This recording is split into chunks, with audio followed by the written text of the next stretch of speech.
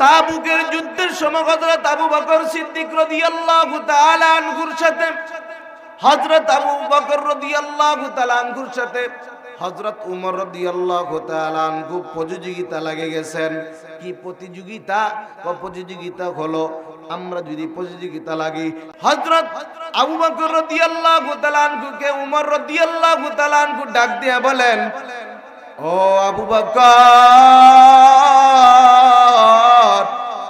তোমার 3 দিনের গোরে সাওয়ারের ভিতরে যে তুমি 3 দিন পয়গম্বরের সাথে ছিলা, ওই 3 দিনের সব আমাকে দিয়ে দাও, আমি সারা জীবনের ইবাদত তোমাকে দিয়ে দিব। ওই তাবুকের যুদ্ধের সময় হযরত উমর ফারুক রাদিয়াল্লাহু তাআলা আনহু চিন্তা করলেন, আজকে আমি 1 নম্বর হয়ে যাব, আবু বকরকে আমি ফেল করে ফেলবো। কি 1 নম্বর? পয়গম্বরকে যখন আদেশ দিলেন, পয়গম্বর কার কি আছে নিয়ে আসো। আবু বকর রাদিয়াল্লাহু তাআলা ঘরে গেলেন, উমর ঘরে গেলেন, আলীও ঘরে গেলেন, উসমানও ঘরে গেলেন, সবাই ঘরে চলে গেলেন। হযরত উমর রাদিয়াল্লাহু তাআলা মাল নিয়ে আসছে। পয়গম্বর জিজ্ঞাসা করেন, কি ব্যাপার, কি নিয়ে আসছো? আমি বা ঘর থেকে অর্ধেক মাল নিয়ে আসছি। পয়গম্বর দোয়া করে দিলেন বরকতের, আল্লাহ তোমার মালের মধ্যে বরকত দান করেন, বলেন আমিন। দোয়া করলেন। এই দোয়া করার পর উমর মনে মনে চিন্তা করতেছে, আজকে আমি নেকির মধ্যে 1 নম্বর হয়ে গেছি, আবু বকরকে ফেল করে দিব। আবু বকর আসতেছে। পয়গম্বর জিজ্ঞাসা করলেন, আবু বকর তুমি কি নিয়ে আসছো? আবু বকর জানাইয়া দেন পয়গম্বরকে, ঘরের ভিতরে যা ছিল আর কোনো কিছু নাই, সব কিছু নিয়ে আসছি, বলেন সুবহানাল্লাহ। হযরত উমর মাথা নিচু করে বলাইলেন, যাকে আল্লাহ বড় বানায় তাকে কোনোদিন কেউ ছোট করতে পারে না। হযরত উমর মাথা নিচু হয়ে গেল। ঘরে কি রাইখা আসছো আবু বকর? নবীকে জানাইয়া দেয়, ঘরের ভিতরে আল্লাহ এবং আল্লাহর রাসূলের সন্তুষ্টি রাইখা আসছি। সুবহানাল্লাহ। এই যে ঈমানের কি পাওয়ার! ঈমান আনার পর নবীর জন্য বড় পাগল। এইটা হলো ঈমানের আলামত।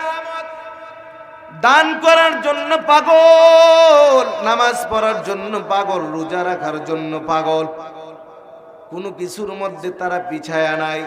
কার থেকে কে বেশি করতে পারে পাগল হয়ে যায়। এদিক দিয়ে জিবরাইল আমিন নবীর কাছে আসিয়া বলতেছে, আল্লাহ তাআলার পক্ষ থেকে হযরত আবু বকরকে সালাম পাঠাইলেন। আল্লাহ সালাম পাঠাইছে। এই সংবাদ শোনার পর আবু বকর কান্না করে। নবী বলে, কি ব্যাপার, কেন কান্না করো? পয়গম্বর, এই জন্য কান্না করতেছি, আমরা তো জাহান্নামের আসামি ছিলাম, জান্নাত চিনতাম না, জাহান্নাম চিনতাম না, কিছুই চিনতাম না, সব কিছুর ভিতরে আমরা অজ্ঞ ছিলাম। জাহান্নামের কিনারা আমরা ঘোরাঘুরি করতাম, কোনোদিন কোরআন চিনতাম না, কোনোদিন ভালো জিনিস চিনতাম না। মরা জানোয়ার গুলি আমরা খাইতাম, মরে যাইত ওইগুলি আমরা তুইলা তুইলা খাইতাম। আকাম কুকামের মধ্যে আমরা 1 নম্বর ছিলাম। জীবিত মানুষগুলো সন্তানদেরকে আমি মাটির নিচে আমরা পুইতা ফেলাইতাম। আর আজকে আপনার হাতের মধ্যে হাত রাখার পর, ঈমান আনার পর আল্লাহ আমাদেরকে এত দামি বানাইছেন। ওই আল্লাহ এখন আমাদের উপরও সালাম পাঠান, বলেন সুবহানাল্লাহ। এই ঈমানদারের আলামত। আর আমাদের ঈমানের কি আলামত বলমুনি না বাগবেন? খারাপ লাগতেছে আপনাদের? আমল সে জিंदगी बनती है जन्नत भी जहन्नम भी, ये खा के अपनी फितरत में है ना नूरी है ना नारी। আমাদের আলামত হলো চুরির মধ্যে 1 নম্বর, বাটপারির মধ্যে 1 নম্বর, সুদের মধ্যে 1 নম্বর, নামাজ পড়ি না 1 নম্বর, রোজাও রাখি না, কোনো কিছুই করি না, আকাম কুকামের মধ্যে 1 নম্বর। তারপরেও মনে করি আমার মতো পরহেজগার ইমানদার আর কেউ নাই। কথা বলেন ঠিক না ঠিক? আকামে 1 নম্বর, কুকামের ভিতরে 1 নম্বর, সুদের মধ্যে 1 নম্বর, সব কিছুর মধ্যে 1 নম্বর। নামাজ তো পড়েই না, আবার কি কয় ইমান কিন্তু আমার ফাঁকা। ইমান কি ফাঁকা? ইমান পাকা না, ইমান ফাঁকা। কি ইমান ফাঁকা, ইমান খুব সাবধান বুঝতে হবে। যেটা বলতেছিলাম, ইয়া আইয়ুহাল্লাযীনা আমানু কু আনফুসাকুম ওয়া আহলিকুম নারা। আল্লাহ বলেন নিজে বাঁচো জাহান্নাম থেকে হে ঈমানদার, এবং তোমার আহাল পরিবার পরিজন তারা আছে তাদেরকেও বাঁচাও। পয়গম্বর জানায়া দেন প্রত্যেকেই দায়িত্বশীল, প্রত্যেকের দায়িত্ব সম্পর্কে আল্লাহ রাব্বুল আলামিন জিজ্ঞাসা করবেন। এখন এক সাহাবা দাঁড়াইয়া বলে, আমিও কারো অধীনে না, আমিও কারো অধীনে নাই। বুঝতে পারছি? আমার অধীনেও কেউ নাই, আমিও কারো অধীনে নাই। পয়গম্বর জানায়া দেন তুমি কারো অধীনে না, তোমার অধীনে কেউ নাই। কথাটা এরকম না, তুমি কারো অধীনে নাই, তোমার অধীনে কে আছে? তোমার অধীনে আল্লাহ রাব্বুল আলামিন তোমার যে সমস্ত অঙ্গ প্রত্যঙ্গ দিয়েছেন, ওই অঙ্গ প্রত্যঙ্গ সম্পর্কে তোমাকে জিজ্ঞাসা করা হবে। এইগুলির দায়িত্বশীল তুমি। 2টা হাতের দায়িত্ব তোমার, 2টা চক্ষুর দায়িত্ব তোমার, 2টা নাকের দায়িত্ব তোমার, তোমার জিহ্বার দায়িত্ব, তোমার শরীরের দায়িত্ব। এই দায়িত্ব কার? আমার। কার? আমার। এইগুলির হিসাব আল্লাহর কাছে দিতে হবে। নিজে আগে, আল্লাহ বলেন নিজে আগে বাঁচো, তারপরে তোমার আহাল পরিবার পরিজনদেরকে বাঁচাও। তো কিভাবে বাঁচাইবা? দুনিয়ার আগুন যখন লাগে ওইখান থেকে বাঁচানোর জন্য নিজের সন্তানকে কিভাবে তুমি চেষ্টা করো, ওরকম ভাবে জাহান্নামের আগুন থেকে বাঁচানোর জন্য তোমাকে আরো বেশি চেষ্টা করতে হবে। কথা বলেন ঠিক না বেঠিক? জাহান্নামের আগুন থেকে আরো বেশি কষ্ট করতে হবে নিজের সন্তানকে বাঁচানোর জন্য। এখন এই বাঁচানোর জন্য এই চিন্তা ফিকির কিভাবে করব? পয়গম্বর জানায়া দেন যখন তোমার সন্তানের 7 বছর বয়স হয়ে যায়, তখন তুমি নামাজের তালকিন দাও, নামাজের জন্য তাকে বলো, নামাজের জন্য তাকে সুন্দর করিয়া ওযু করাও। 7 বছর যখন বয়স হবে, 7 বছর থেকে 10 বছর পর্যন্ত শুধু বলবা। বলা যখন শেষ, 10 বছর হয়ে গেছে, এখন বেতের বাড়ি আর মাটিত পড়বে না, এখন সব পাছাই। এটা কার আদেশ? পয়গম্বরের আদেশ। এখন তুমি হালকা হালকা প্রহার করতে থাকো। আমরা তো সন্তানকে মার দিব দূরের কথা, নিজেই নামাজ পড়ি না। এখন চিন্তা করতে হবে, অনেক অফিসার, অনেক ব্যারিস্টার, অনেক বড় বড় চাকরিজীবী, তারা নামাজি আছে না নাই? নামাজি। আমরা বলি লোকটা কত ভদ্র, লোকটা কত ভালো। এই ভালো হওয়ার মধ্যে ওই ব্যক্তির কোনো ক্যাপাসিটি না। ওই ব্যক্তির জন্য ভালো হওয়াটা আসল আলামত হলো তার মা বাপ ভালো। তার মা বাপ কি ভালো, এই জন্য সে বাটপারি করে না, সিটারি করে না, কারোর সাথে খারাপ ব্যবহার করে না। এই জন্য আমাদেরকে সুন্দর ভাবে এই দুনিয়ার ভিতরে সব কিছু এমন ভাবে চলতে হবে যেন আমাদের উপর জাহান্নামের আগুন, দুনিয়ার সামান্যতম সূর্যের আলো আমরা সহ্য করতে পারি না, জাহান্নামের আগুন কিভাবে সহ্য করব? খারাপ লাগতেছে? আল্লাহ সুখের বাড়ি, সুখের সংসার সাজা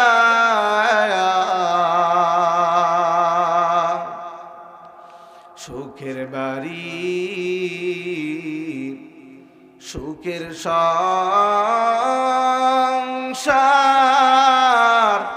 সাজায়া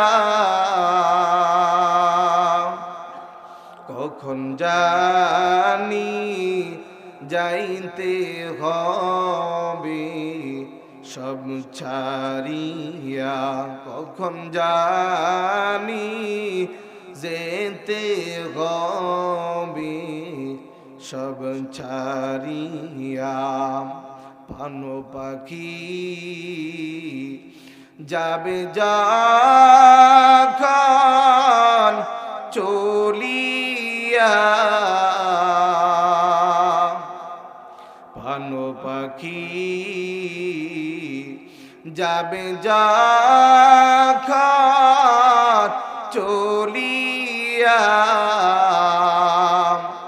লাশটি আমার মাটিতে থাকবে পড়িয়া, লাশটি আমার মাটিতে থাকবে পড়িয়া।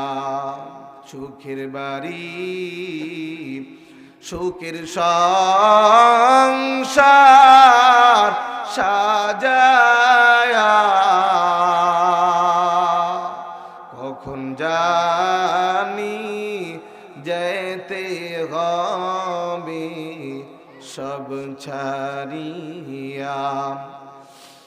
লাশটি যখন থাকবে আমার বাড়ির আঙ্গিনা, লাশটি যখন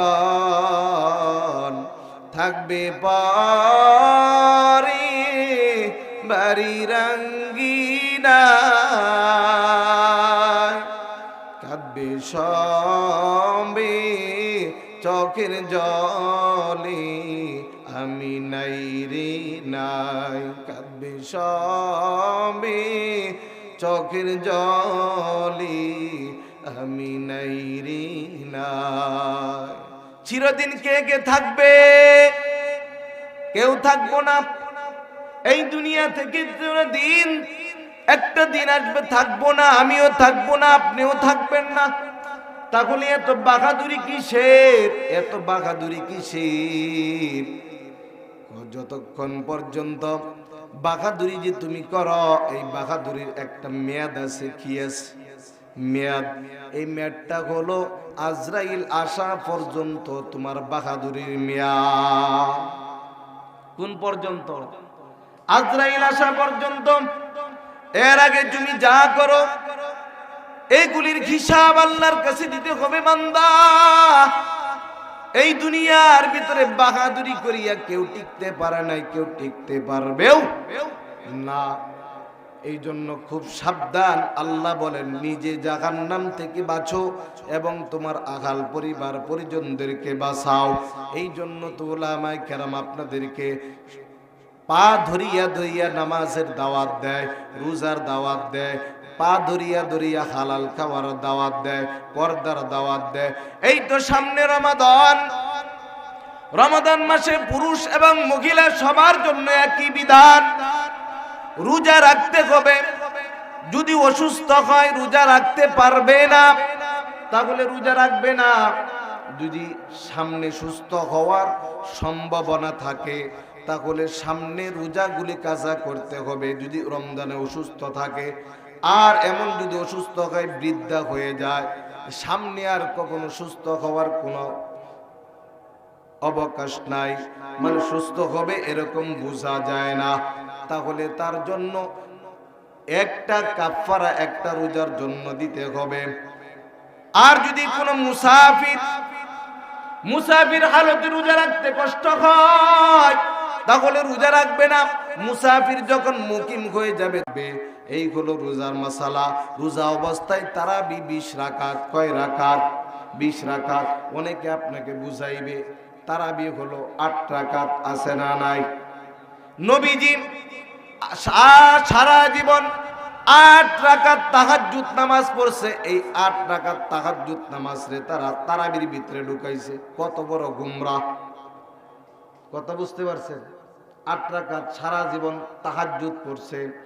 আর সূরার দলেরা 8 রাকাত পড়তে পড়তে পড়তে পড়তে এখন কিছুদিন ধরে কতজন বাইর হয়ে গেছে, তারাবি না পড়লেও চলে, আছে না নাই? তারা বলেন সাহাবীরা ইমানদার হলেও তাদের পরিপূর্ণ ঈমান না। অনেক সাহাবারে তারা মানে না। আবার এমনও মোল্লা আছে, টুপিওয়ালা মোল্লা, তারা বলে কোরআনের ভিতরে অনেক জাল আছে। কি আছে? জাল। কোন দিকে যাবেন? সব কিছুই আপনি খুঁজেন, সব কিছুর মধ্যে 1 নম্বর 2 নম্বর পান।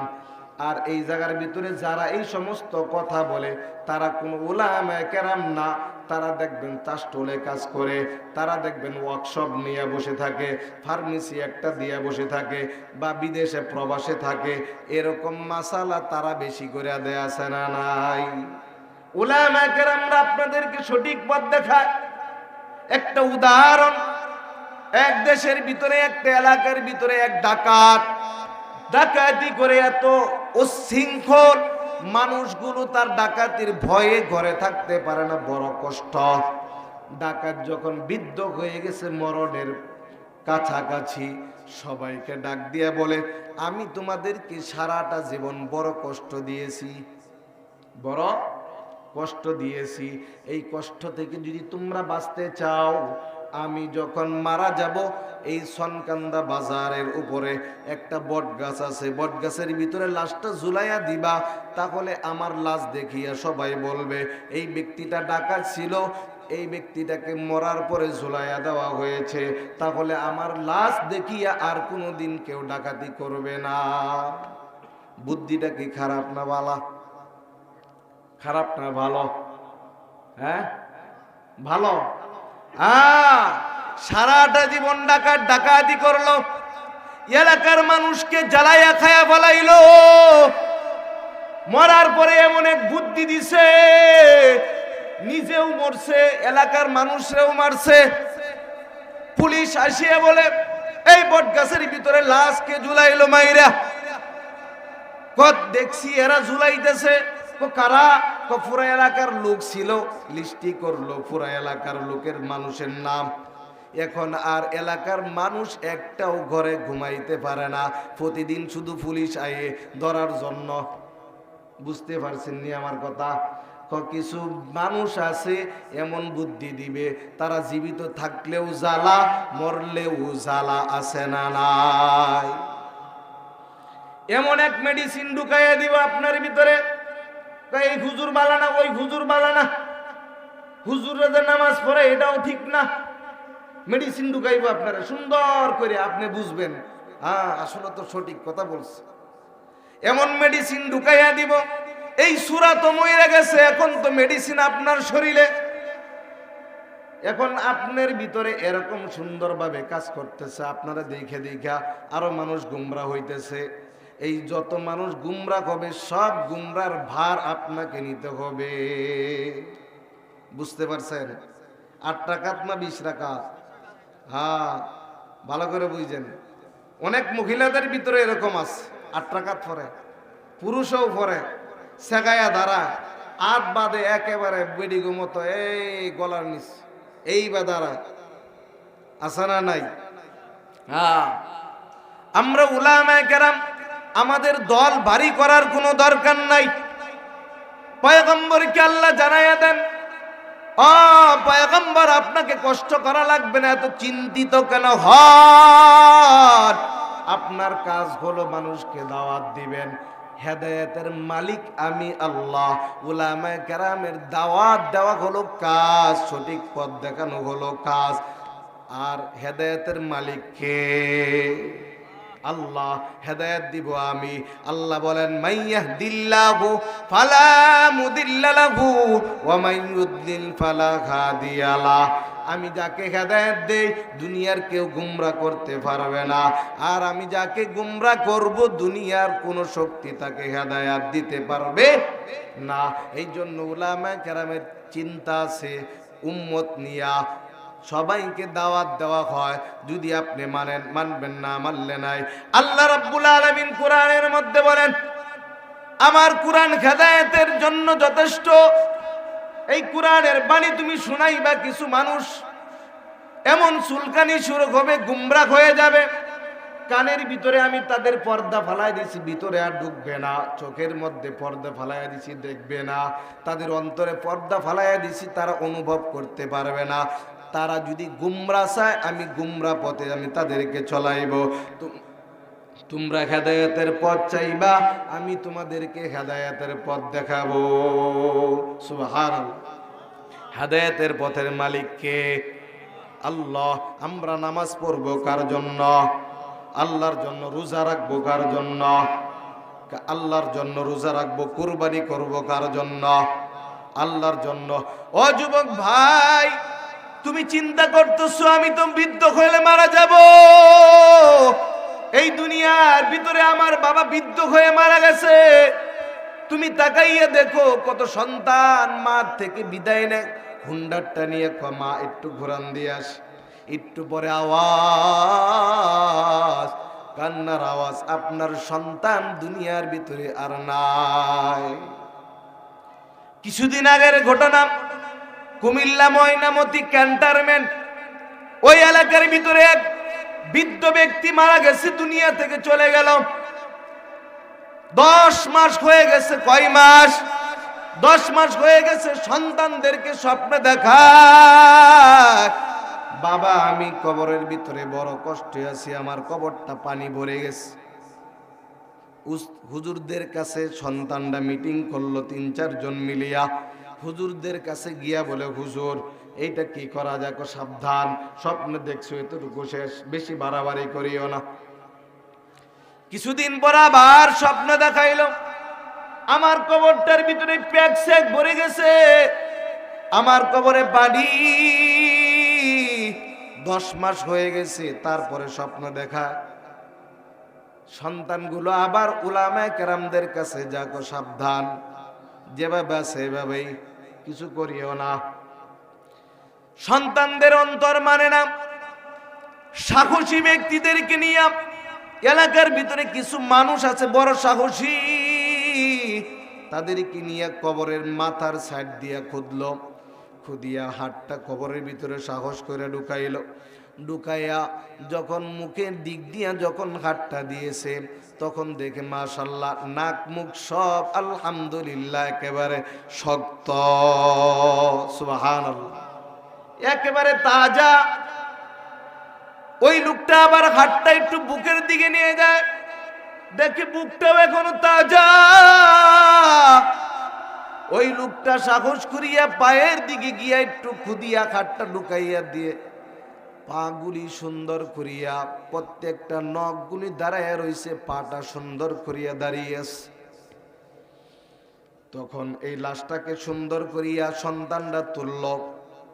তোলার পরে দেখে পুরাটা লাশ একেবারে তাজা, কাফনের কাপড়ও তাজা।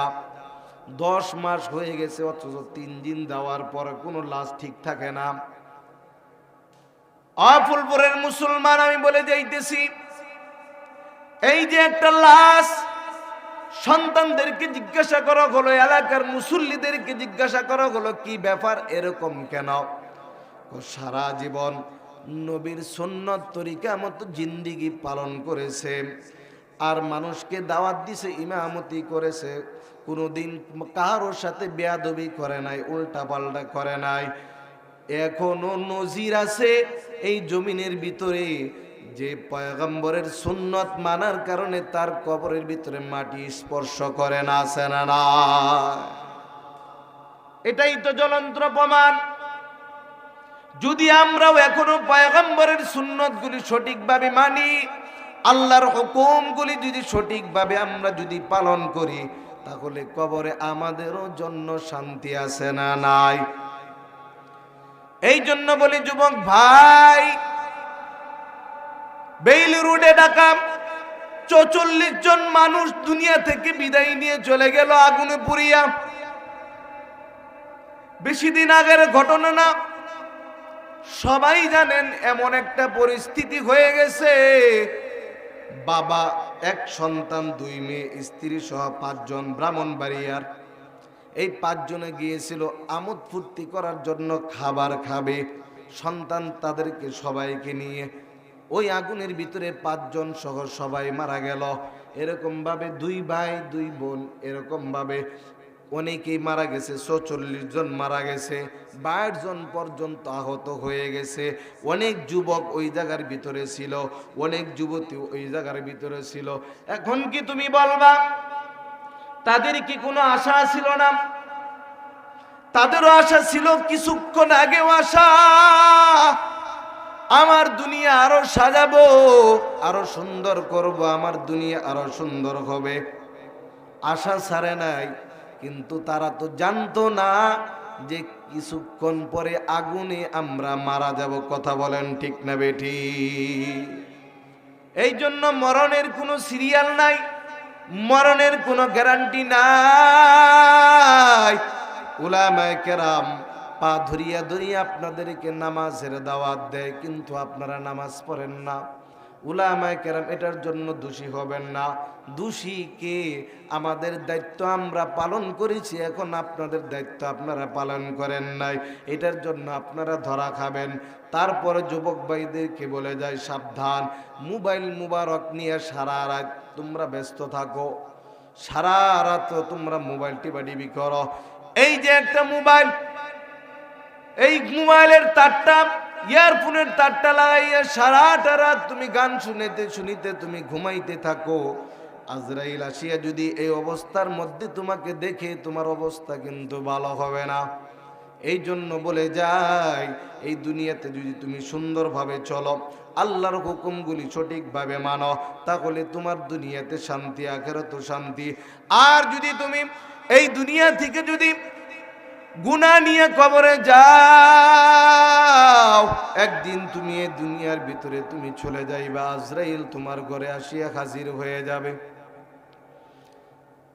একবার দেখা করবে, এটাই প্রথম, এটাই শেষ, দ্বিতীয়বার আর কখনো আসবে না। এটাই প্রথম, এটাই শেষ। আজরাইল আসিয়া তোমার সাথে সাক্ষাৎ করবে। সাক্ষাৎ করিয়া যখন তোমার জানটা নিয়ে যাবে, পয়গম্বর বলেন, তুমি যদি বদকার হও, একটা চিরুনির ভিতরে যদি তুলা আটকে যায়, ভিজে যায়, এটাকে কুচাইয়া কুচাইয়া বের করতে হয়, তোমার জানটাকে শরীর থেকে এরকম ভাবে বের করবে। আর যদি তুমি একজন মুমিন বান্দা হও, তুমি যদি একজন নেককার বান্দা হও, একটা পিপিলিকা কামড় দিলে যেরকম কষ্ট হয়, এই রকম একটা কষ্ট হয়ে তোমার জানটা বের হয়ে যাবে। বলেন সুবহানাল্লাহ। যদি তুমি বদকার হয়ে যদি তুমি দুনিয়া থেকে বিদায় নাও, আজরাইল আসিয়া যখন তোমার জানটা কবজ করে ফলাইবে, হঠাৎ করে দেখবা তোমার দুনিয়াও শেষ, আগে তোমার দুনিয়া শেষ। এদিক দিয়ে সন্তানাদিরা তোমার জন্য কান্না করতে থাকবে। কান্না করতে করতে করতে করতে সবাই বলবে, আমার বাবা নাই, আমার বাবা নাই। কেউ কোনো উত্তর দিতে পারবে না, তুমি কোনো কথা বলতে পারবে না। এদিক দিয়ে একজন দৌড়াইবে, মাইকে এলান করে দাও। এদিক দিয়ে একজন দৌড়াইবে কাপড়ে কাপড় আনার জন্য। এদিক দিয়ে একদল যাবে পানি গরম করার জন্য, এদিক দিয়ে একদল যাবে কবর খোদার জন্য, এদিক দিয়ে আর একদল যাবে বাঁশ কাটার জন্য। আর তোমাকে দুনিয়ার ভিতরে রাখা হবে না, কবরের ভিতরে তোমাকে শোয়াইয়া দিবে। এই অবস্থার ভিতরে যখন তোমাকে কবরে নিয়ে আয়া, যখন 2 জন মানুষ 2 দিক দিয়ে তোমাকে ধরিয়া কবরের ভিতরে নামানো হবে, 2টা মানুষ যখন লাফ দিয়ে কবর থেকে উঠিয়া যাইবে, ওই লাফের সঙ্গে সঙ্গে তুমি চিন্তা করবা, দুনিয়ার ভিতরে আমার বাড়ি গাড়ি কত কিছু ছিল, সন্তানাদি ছিল, স্ত্রী ছিল, আত্মীয় স্বজন সবাই আমার বড় আপন ছিল। আজকে দেখি আমার কেউ নাই। কবরে যখন বাঁশ দিয়া যখন তোমার উপরে মাটি ফেলাইবে, তুমি যখন তাকাইয়া দেখবা ডাইনেও মাটি বামেও মাটি, উপরেও মাটি নিচেও মাটি, কোনো ছিদ্র বলতে কোনো কিছু নাই। এই দুনিয়ার ভিতরে তোমাকে যদি একটা অন্ধকার ঘরের ভিতরে রাখা হয়, তুমি বেশি সময় ওই ঘরের ভিতরে তুমি থাকতে পারবা না। তুষক ছাড়া তোমাকে যদি শোয়াইয়া দেওয়া হয়, তুমি ওই তুষক ছাড়া তুমি থাকতে পারবা না। ও নবীর উম্মতের দল, বালিশ ছাড়া তুমি দুনিয়াতে ঘুমাইতে পারো না, মশারি ছাড়া তুমি দুনিয়াতে ঘুমাইতে পারো না। ওই কবরের মধ্যে তুষকও নাই, বালিশও নাই, মশারিও নাই, অন্ধকার একটা কবর। পয়গম্বর বলেন এই অবস্থার ভিতরে দুইজন ফেরেশতা আসিয়া তাকে প্রশ্ন করবে, ও নাফরমান, তোমার রবের পরিচয় দাও, তোমার ধর্মের পরিচয় দাও, রহমাতুল্লিল আলামিনের পরিচয় দাও। ওই নাফরমান বলবে গাগালাদিরি হাগালাদিরি গাগালাদিরি। এই নাফরমান কোনোদিন সিজদা করে নাই, কিভাবে আল্লাহকে চিনবে? কোনোদিন রোজাও রাখে নাই, কিভাবে আল্লাহকে চিনবে? হালাল হারাম কোনো কিছু বাঁচে নাই, কিভাবে আল্লাহকে চিনবে? হাগালাদিরি, এরকম বলবে যে আমি কিছুই জানি না, আমি কিছুই জানি না, আমি কিছুই জানি না।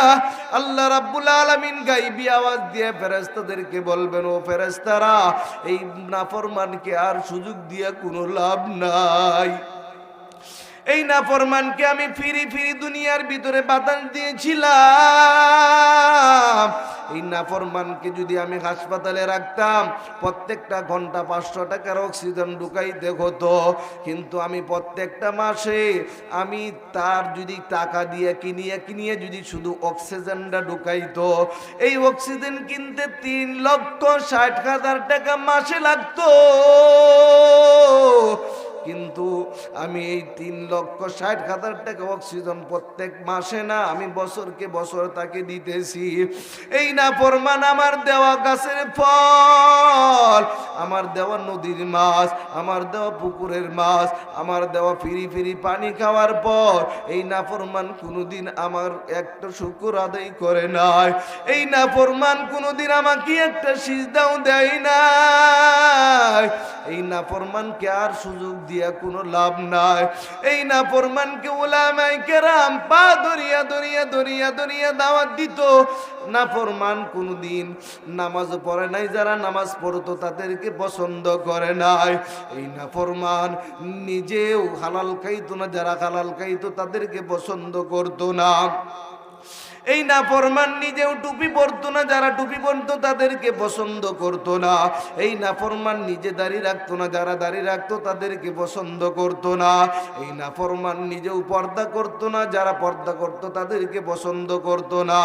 এই নাফরমান নিজে রোজা রাখতো না, যারা রোজা রাখতো তাদেরকে পছন্দ করতো না। এই নাফরমান নিজেও কোরআন তেলাওয়াত করতো না, যারা কোরআন তেলাওয়াত করতো তারা তাদেরকে পছন্দ করতো না। এত কিছু করার পর আল্লাহ রাব্বুল আলামিন গায়বী আওয়াজ দিয়ে ফেরেশতাদেরকে বলবেন, এই নাফরমানের কবরের ভিতরে জাহান্নাম থেকে আগুন দিয়ে ভরিয়ে দাও। জাহান্নাম থেকে কি কয়েকটা সাপ, 70 থেকে 99টা সাপ তার কবরে দেওয়া হবে। এত ভয়ঙ্কর সাপ, দুনিয়ার মধ্যে যদি একটা সাপ যদি নামাইয়া দেওয়া হয়, দুনিয়ার কোনো কিছুই আর জন্মাইবে না, সব বিষাক্ত হয়ে শেষ হয়ে যাবে। এই নাফরমানকে আল্লাহ শাস্তি দেওয়ার জন্য মাটিকে গায়বী আওয়াজ দিয়ে বলবেন, ও মাটি, তুমি দুই দিক দিয়া জোরে জোরে চাপ দাও। জোরে জোরে জোরে জোরে চাপ দিবে। এই নাফরমানের হাড্ডিগুলি একটা হাড্ডি আর একটা হাড্ডির ভিতরে ঢুকে যাবে, সব তছনছ হয়ে যাবে, সব জারজারা হয়ে যাবে। এই নাফরমান তখন চিৎকার করতে থাকবে। এই চিৎকারের আওয়াজ মানুষ আর জিন ছাড়া সবাই শুনতে পাবে, মানুষ শুনতে পাবে না। এই আওয়াজ যদি মানুষে শুনতে পায়, কোনোদিন আর সংসার করবে কিনা?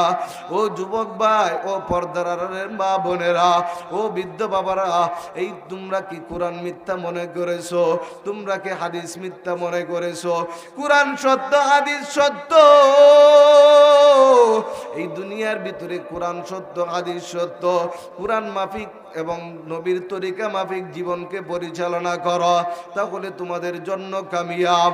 এই দুনিয়ার ভিতরে কতজন বাহাদুরি দেখাইলো, নমরুদ বাহাদুরি দেখাইলো আল্লাহকে।